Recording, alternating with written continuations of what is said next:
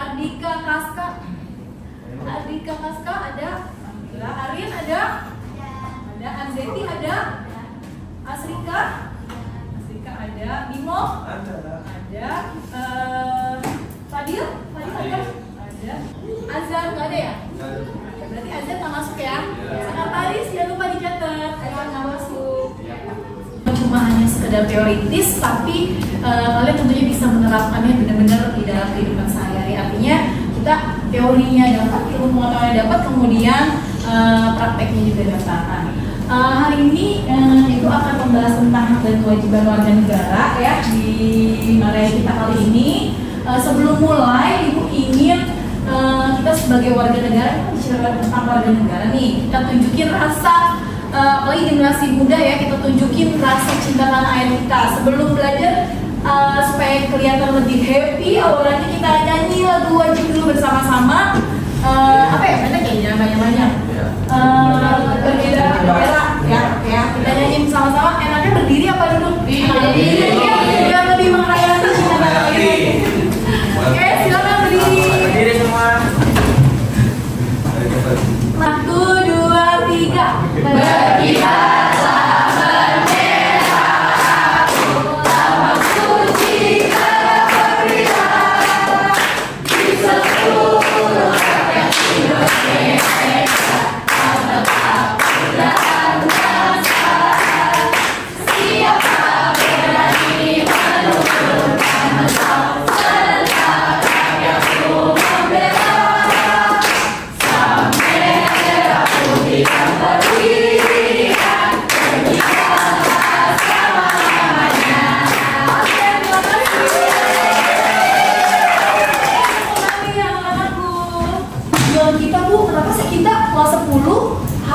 Belajar tentang hak dan kewajiban.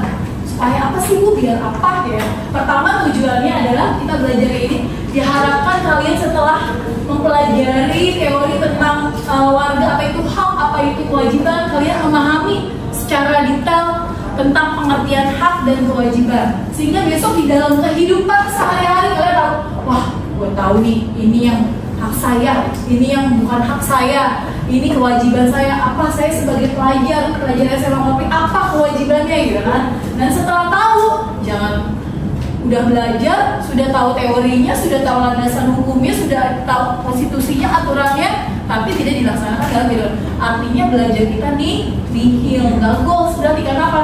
Secara teori memahami, tapi begitu praktek di lapangan nggak dilaksanakan. Berarti artinya sia-sia kita belajarnya gitu kan. Nah, yang Putri mau tidak hanya sekedar mengerti materi dan tujuan pembelajarannya tercapai. Berarti kalau kalian bisa mengerti, memahami dan bahkan menerapkannya dalam kehidupan ya. Jadi tujuannya adalah diharapkan dalam peserta didik mampu menganalisis apa aja hak dan kewajiban sebagai warga negara dan melaksanakan perannya sebagaimana yang tertuang di dalam Undang-Undang Dasar 1945. Karena semua hak dan kewajiban itu tertuang di dalam konstitusi negara kita. Tentunya kalian masih ingat kan beberapa minggu yang lalu kita juga ada materi yang sama tentang hak dan kewajiban. Itu siapa yang masih ingat pasalnya? Pasal berapa? Dasar hukumnya tentang hak dan kewajiban itu yang Ibu bilang banyak banget.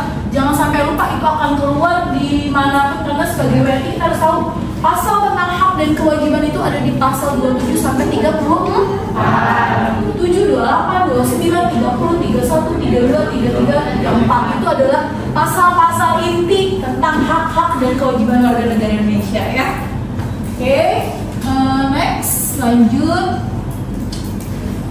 Masih ingat gak sih apa itu hak? Kayaknya SMP juga pernah belajar juga ya. Nah, jadi memang PPKN itu pasti mengulang lagi untuk apa? Untuk mengingatkan bahwa supaya kita harus tetap ingat apa sih tugas kita sebagai warga negara, terutama sebagai pelajar ya.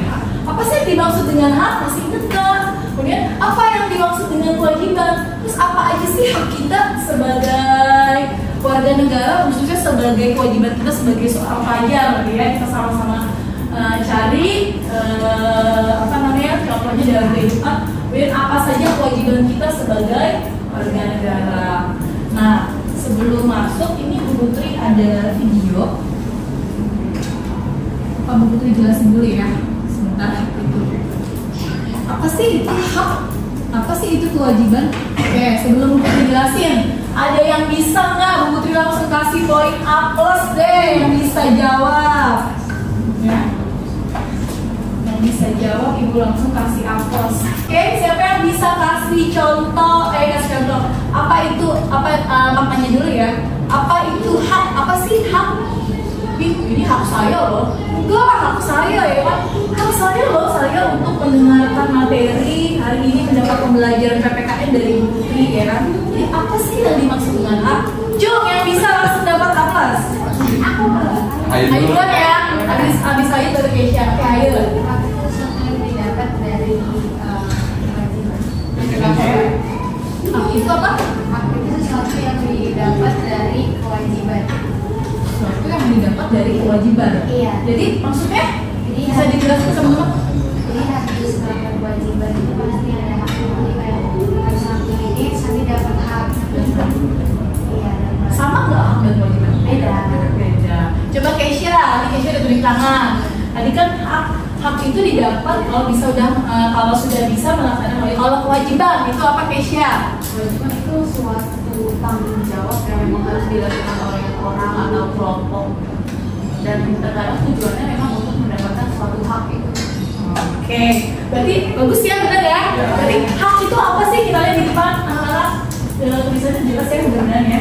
Hak itu adalah semua hal yang kita peroleh, kita dapatkan. Tapi nggak boleh kita nuntut hak, tapi kita sendiri tidak bertanggung jawab terhadap kewajiban. Hak itu sesuatu yang kita peroleh, itu hak yang kita dapatkan. Tapi hak itu akan kita dapatkan setelah kita melakukan kewajiban dengan baik. Kewajiban berarti itu wajib, namanya dia wajib, bukan sunnah ya. Nah, wajib berarti hak. Sifatnya apa? Harus. Jadi harus dilakukan. Boleh enggak Pak kalau namanya wajib? Orang Islam sholat 5 waktu wajib karena Allah ada di Al-Quran, berarti harus. Boleh nggak? Enggak, aku sholatnya ambil aja gini waktu. Boleh nggak? Berarti harus dilakukan. Oh, berarti kita nggak bisa ya Bu kalau kita sok-sokan nggak ngelakuin kewajiban, tapi kita minta hak. Kita minta nih sama Allah, Ibu pengen punya mobil, pengen punya sepeda listrik, tapi kamu nggak melakukan kewajiban kamu sebagai makhluk Allah. Sholat 5 waktunya enggak dikasih nggak sama Allah sepeda listrik? Terus saya nggak dibeli-beliin sampai sekarang ya kan sepeda listrik. Karena kamu menuntut hak nggak bisa. Ketika kita sudah melakukan kewajiban, baru kita bisa menuntut hak kita ya. Keren, bukan?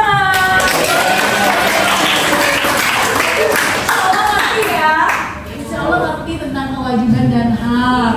Oke, sekarang Bu Putri ada video anak-anak, kita lihat dulu ya sebelum kita masuk ke materi lagi. Nanti Ibu katakan. Mudah-mudahan ini bisa ya. Ibu sih kalau Ibu tebak sih kalian insya Allah pasti bisa. Kalau tentang masalah teori tentang haknya, tapi yang susah ini yang berat ini adalah prakteknya, benar nggak sih? Prakteknya bisa nggak benar-benar, kadang relay gimana gitu. Nanti kita sama-sama diskusikan bersama-sama ya. Oke, kita simak dulu video berikut, tayangan berikut.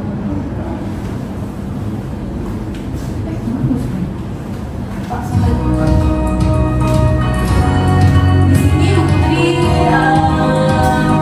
cari sumber dari buku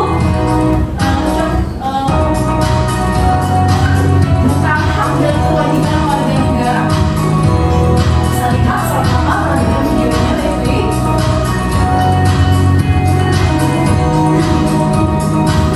Nah, ini yang tadi Bu Putri bilang ada satu bukunya tentang hak dan kewajiban dari mulai pasal 27, 28. Permisi Sus, anak saya demam tinggi dari kemarin. Saya kasihan dengan BPJS Sus. Tidak bisa Bu, rumah sakit tidak melayani pasien BPJS. Nah, ini real ya di lapangan ya. Rumah sakit lain saja. Tapi Sus, anak saya harus segera ditangani. Ibu tidak dengar. Kalau mau ditangani harus jadi pasien mandiri.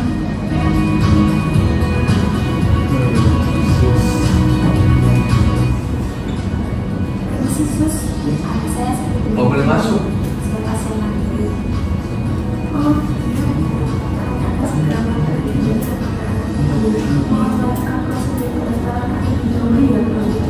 Boleh masuk? baik Sus.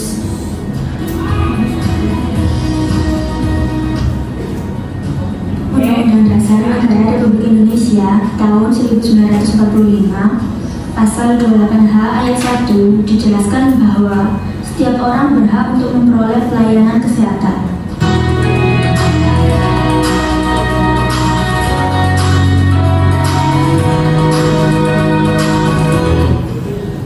Namun, dalam prakteknya saat ini masih banyak ditemukan diskriminasi bagi masyarakat kurang mampu untuk memperoleh pelayanan kesehatan yang sama dengan masyarakat mampu.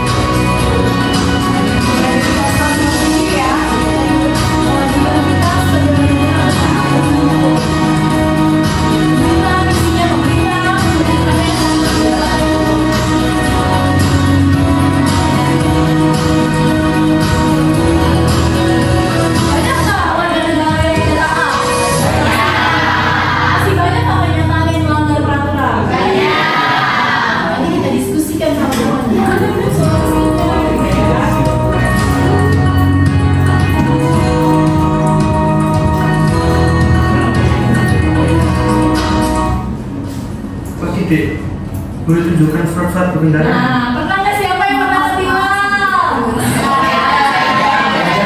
Ada nggak di sini yang naik motor yang tidak tapi nggak punya SIM? Semua ya? Berarti melanggar kewajiban nggak? Ngapain enaknya? Melanggar ya? Wah, mudah-mudahan pas udah belajar ini jadi ngerti ya. Besok nggak melanggar lagi. Oh iya, kata Bu Putri nggak boleh loh. Guys, kita udah belajar tentang hak dan kewajiban, guys. Jangan cuma ngerti teoritis, tapi besok dalam kehidupan sehari-hari. SIM ya.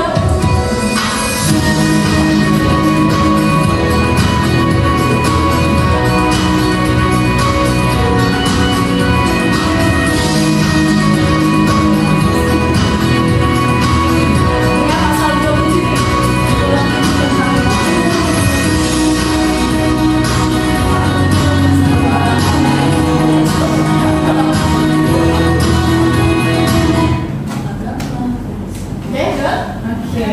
Oke, itu sedikit video singkat, nggak lama-lama ya, karena kita kan mau berdiskusi.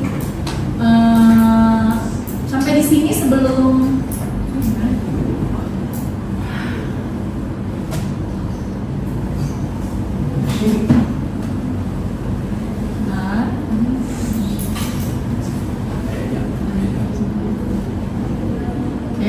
sambil kita mulai diskusi kelompok, karena nanti kita harus maju satu-satu ya presentasi. Sampai di sini ada yang mau nanya dulu nggak tentang hak dan kewajiban warga negara? Secara maknanya ya, konsepnya sudah paham belum? Apa sih itu hak? Apa itu kewajiban? Ya, tadi kan kita udah lihat tuh videonya ya kan. Ternyata ada nggak sih pelanggaran tadi di video? Ada. Kayak tadi kalau nggak salah lagi ngantri apa? BPJS ya. Padahal hak kita nggak untuk mendapatkan Putri jelasin dulu ya. Tadi kan kalian sebelum ini sudah mengisi. Kalian Ibu Putri jelasin dulu nih. Jadi di sini perhatikan depan sambil Ibu mencatat di papan tulis ya. Di sini ada landasan dasar hukumnya. Jadi di setiap PPKM itu sebenarnya pasti ada dasar hukumnya ya. Hak dan kewajiban ini nggak main-main. Hak dan kewajiban ini sudah tertuang di dalam Undang-Undang Dasar, di batang tubuh Undang-Undang Dasar Negara Republik Indonesia. Pasal berapa aja ini nggak akan berubah guys. Sampai besok kamu kelas 11, kelas 12, pasal-pasal ini tuh akan terus muncul. Sampai besok tes ujian mau masuk PTN apa, kalau ujian secara umum, karena kita PKN itu pendidikan warga negara ya. Jadi sebagai warga negara Indonesia kita layak harus tahu lah hak kita ya. Malu kalau Indonesia nggak tahu tentang isi undang-undang ya. Oke, ada ini pasal inti banget ya di dalam ini, nggak akan berubah pokoknya sampai kalian mau nanti kuliah keluar lagi pasti ada terus hak dan kewajiban ya. Oke, pasal-pasalnya itu ingat pasal 27 sampai 34 ya. Apa aja sih hak-hak dan kewajiban di dalam dasar hukum kita? Yang pertama, pasal 27 itu isinya ada tentang segala warga negara bersamaan kedudukannya di dalam hukum dan pemerintahan. Artinya kita itu di Indonesia adalah negara hukum. Siapapun orang di depan hukum itu kedudukannya sama. Bu, mau dia anaknya Pak Jokowi siapa namanya? Mau dia Gibran sama nggak bu kedudukannya dalam hukum? Sama. Buktinya bu itu bisa langsung naik. Nah itu yang kita itu pertanyaan ya, pertanyaan. Artinya semua kedudukan warga negara siapapun dia, mau anak sultan, mau anak presiden, ketika di dalam hukum, ketika dia melakukan salah, itu tetap harus dihukum karena kita adalah negara hukum. Seperti itu ya. Jadi hukum tidak mengenal. Jadi 27 adalah tentang hak kita di dalam hukum mendapatkan perlakuan yang sama. Kemudian pasal 28 tentang kebebasan berpendapat. Apa sih isinya? Setiap warga negara berserikat, berkumpul, serta mengeluarkan pendapat, mengeluarkan pikiran dan gagasannya. Itu pasal 28 hak dalam bidang politik ya. Contohnya apa? Di dalam kehidupan kalian cari sendiri bareng-bareng ya. Per kelompok sudah dibentuk nih kelompoknya, tinggal kita cari contoh-contohnya di dalam kehidupan sehari-hari. Pasal 29. Pasal 29 itu tentang kebebasan memeluk agama kepercayaan sesuai dengan kepercayaan masing-masing ya. Jadi kalian boleh nggak sih bu, saya udah 17 tahun nanti pindah agama, saya keturunan Islam tapi begitu 17 tahun saya mencari jati diri, saya pindah agama. Boleh, karena ini diatur di dalam amit-amit jangan sampai ya. Ya. Ini karena ini diatur di dalam undang-undang, nggak bisa dipaksain berdasarkan keyakinan. 30 tentang hak dan kewajiban membela negara ya, ikut serta dalam membela negara, agama, ini bela negara. 31 itu adalah hak untuk mendapatkan pendidikan yang layak. 31 dalam bidang pendidikan, berarti kayak sekarang nih, saya berhak loh duduk di sini di kelas mendapatkan ilmu pengajaran dari Bu Putri, pendidikan ini pasal 31. 32 hak untuk mengembangkan kebudayaan ya. Kemudian pasal 33 cabang-cabang produksi yang penting bagi negara yang menguasai hajat dalam hidup banyak dikuasai dan dikelola sebaik-baiknya untuk kesejahteraan rakyat. Ini adalah ekonomi berarti ya kan? Boleh nggak sih sumber daya alam dikelola dengan baik untuk kesejahteraan kita semua? Boleh nggak? Boleh. Itu fungsinya boleh banget. Nah itu ada di pasal 33. Dan terakhir fakir miskin dan anak terlantar dipelihara oleh negara. Dipelihara artinya negara melindungi, bukan koleksi sebanyak-banyaknya ya kan? Jangan ya, buat apaan ya. Jadi ini tentang sosial ya. Oke, dan sampai sini jelas? Jadi diingetin ya, diingetin 27. Ini dalam undang-undang, di dalam Pancasila juga bagaimana substansinya di dalam Pancasila, dasar negara kita Pancasila. Sila pertama nih, ini yang akan kita kerjakan ya. Jadi sila Pancasila ada berapa? 5. Hafal nggak Pancasila? Hafal bu. Apa coba? Sila pertama Ketuhanan yang Maha Esa. Terus Kedua kemanusiaan. Itu kemanusiaan yang adil dan beradab. 3 Persatuan Indonesia. 4 Kerakyatan yang dipimpin oleh hikmat kebijaksanaan dalam permusyawaratan dan perwakilan. 5 Keadilan sosial bagi seluruh rakyat Indonesia. Bukti ya, negara Indonesia itu dasar negara guys, nggak boleh lupa harus itu. Nah, ada nggak sih di persila pertama? Kita sekarang tugasnya hari ini, silakan LKPD yang sudah Bu Putri bagikan dilihat. Jadi silakan cari penerapan hak dan kewajiban dari mulai lingkungan sekolah, lingkungan rumah, lingkungan masyarakat, kemudian di lingkungan keluarga. Kemudian kita juga mengidentifikasi jenis-jenis hak yang muncul di dalam sila-sila Pancasila ya. Silakan kita kaji sama-sama, nanti hasilnya kita presentasikan ya. Misalkan nanti Bu Putri nyuruh yang kelompok pertama sebutkan contoh yang di sekolah apa, yang di rumah apa, yang banyak ya. Kita nanti saling cari, boleh saling nanya dan saling diskusi. Silakan Ibu kasih waktunya 2 menit ya. 10 menit ya, cukup ya. Boleh buka Google-nya.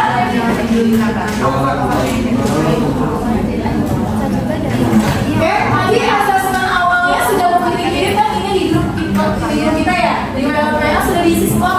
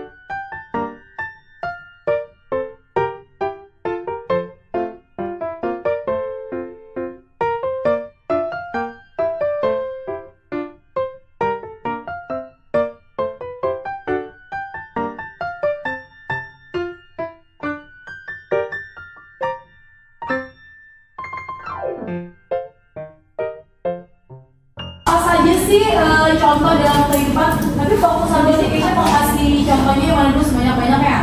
Kasih contohnya yang apa dulu yang kita mau bahas dalam lingkungan apa dulu, sekolah, rumah, masyarakat, rumah, ya rumah. Nanti silakan kalian boleh tanyain tentang apa saja ke Keisha, kita boleh, Bu, saya mau bantu jawab, boleh dari kelompoknya. Jadi siapapun yang ngomong langsung Bu Putri tulis poinnya ya, langsung masuk buku nilai buat nilai tambahan, nilai plus.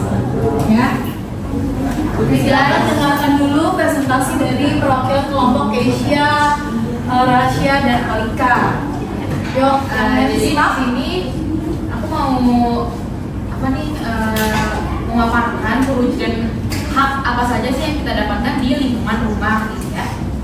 Jadi kita tuh di keluarga ya, di keluarga masing-masing kita berhak untuk mendapatkan kasih sayang tentunya ya dari orang tuanya masing-masing atau dari saudara. sayang dengerin. Iya, karena kan kalian tahu sih kan belakangan ini tuh ada banyak apa sih anak muda yang ibaratnya mental health-nya tuh kurang gitu ya, karena dari faktor keluarganya, entah mereka ada yang Broken gitu ya. Yang lagi viral kakinya broken biasanya iya, entah itu mereka sering ada masalah dalam keluarganya atau mungkin orang tuanya yang mengalami perpecahan gitu ya. Terus ada juga bahwa kita tuh berhak dipenuhi kebutuhan sandang, pangan, dan papannya. Karena kan gak mungkin dong kayak orang tua ngebiarin anaknya kelaparan, kan kayak itu gak manusiawi banget kan. Terus kebutuhan pangan, papannya juga itu tentunya harus dipenuhi. Bagus. Next. Jadi ada lagi bahwa kalau misalkan di keluarga nih kita lagi ada perpecahan antara sesama anggota keluarga gitu, kan kita nggak mungkin dong Bu kayak ngebiarin perpecahan itu hidup di keluarga ini, kan otomatis kayak kita harus entah itu kita melakukan mediasi ya, terus atau kita kayak nasihatin kayak ya udah kamu jangan gitu, orang jadi sama keluarga loh, kita nggak boleh saling berpecah. Iya.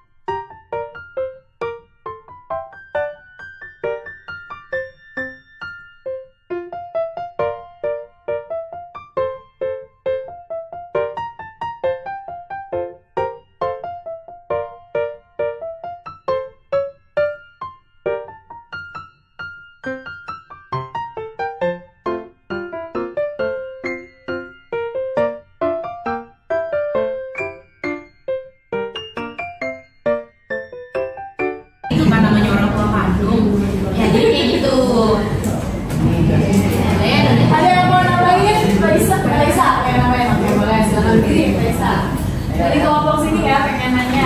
Jadi kan ini soal parenting tentang orang tua gitu ya. Dan soal mental health itu memang sekarang banyak anak-anak yang mental health-nya itu istilahnya apa ya? Terganggu. Iya, terganggu masih lebih sudah berubah ya karena udah perubahan zaman. Dan juga ada orang tua yang pikirannya itu mereka mengajarkan anaknya dari turun menurun dari orang tua mereka yang sebelumnya. Jadi misalkan soal kekerasan seperti itu, jadi kayak bapak dulu diginiin mulu sama mama gitu. Nah itu cara Kamu kan zaman dulu gitu ya. Iya. Kita kan zaman sekarang. Tapi memang banyak orang tua itu yang mereka itu tuh pikirannya masih ke orang tua yang dulu gitu. Masih kolot gitu ya. Mereka pikir orang tua tersebut berpikir kalau orang tua mereka itu ajarnya benar. Itu kan salah ya, kekerasan, membentak itu kan salah ya. Jadi gimana sih caranya kita untuk kayak menyadarkan orang tua yang pikirannya mindsetnya seperti itu, membantu mereka untuk apa ya, healing misalnya, healing dari itu termasuk trauma bu, trauma dari orang tua mereka yang Dulu ya. Jadi seolah mereka mempraktekkan ke anaknya jadi seperti itu ya. Padahal kan udah beda zaman kok maaf lah gitu ya kan. makanya banyak anak yang misalnya memang mentalnya rusak karena mereka tidak bisa menyesuaikan dengan orang tua mereka, dengan ajaran orang tua mereka di zaman dulu. Bagus. Nice pertanyaan yang oke. Tepuk semangat.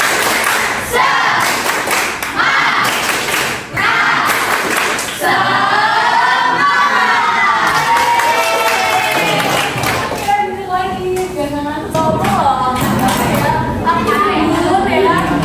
Oke. Nanti Ibu rasa semua sudah maju presentasi ya.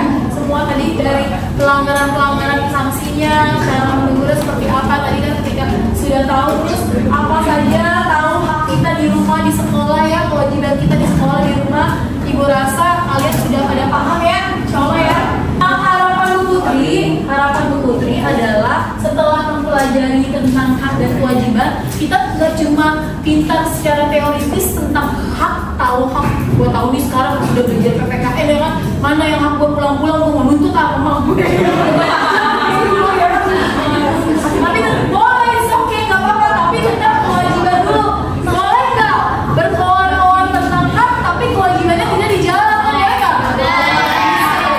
Boleh. Ya, linknya sudah di share. Silakan diisi. Berarti kalau kalian bisa isi soalnya, berarti kalian memperhatikan dari tadi ya. Nanti mungkin dari situ bisa mengukur kalian mengerti atau tidak ya. Seperti itu.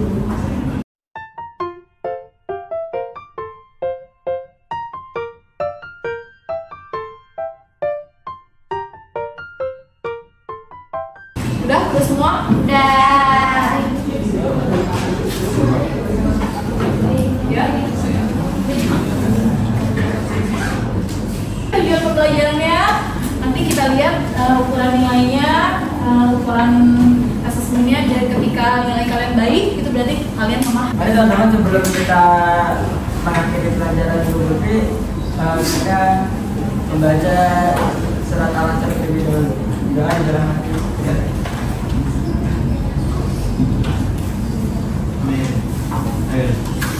Doa selesai. Berdiri.